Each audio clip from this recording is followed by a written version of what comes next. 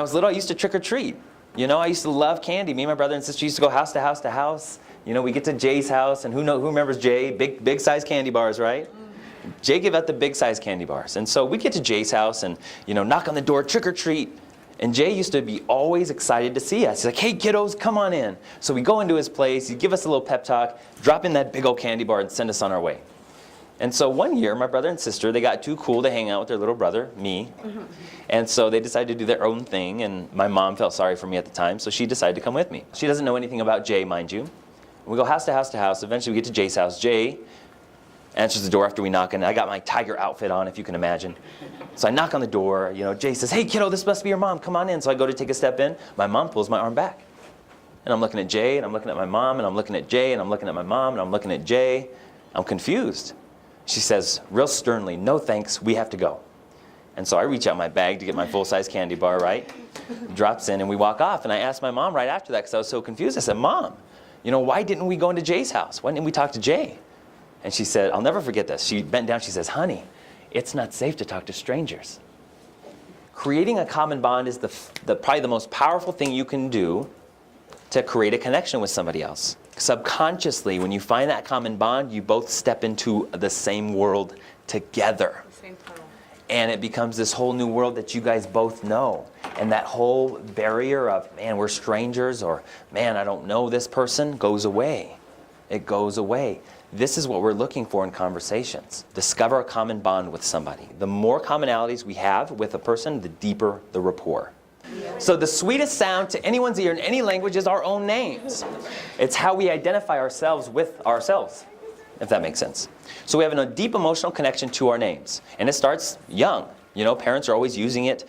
They say it sometimes in a loving way, sometimes in a not so loving way. So we have a lot of different emotional connections to our names. So the more we use it with other people, and the more we can remember other people's names, the faster you can build rapport with them. We can match and mirror people to get a deeper connection with them. I remember when I first tried this out, I learned this in my NLP training. So the evening I learned it, I went out and we went to like this kind of restaurant place. So I was standing there, I was like, well, who can I match and mirror? Because I was a little skeptical. And so I remember I look over, the guy's kind of standing there at the bar with a beer, you know. So I thought, okay, I'll just try this out. He has this kind of corner eye view. I'm standing like over here, and he's talking to somebody over here. So I'm standing there, and I'm watching every movement, you know, drinking as he drinks, and kind of changing and drinking and doing everything he's doing. And I don't know what I expected, like if he was supposed to like float over to me or something. But after about 5 minutes, I'm like, this is stupid. You know, I'm not going to do this anymore. So I go off and do my thing for the rest of the night in the same place. Well, he comes up to me not long after, and he says, do I know you from somewhere? It was so fascinating. It was so fascinating. Because again, guys, we're energy. We're energy systems. We like people like who? Like ourselves. We see with our brains. Our eyes are just windows that allow information in. Hits the back of the eye called the retina. Retina turns into electrical signals.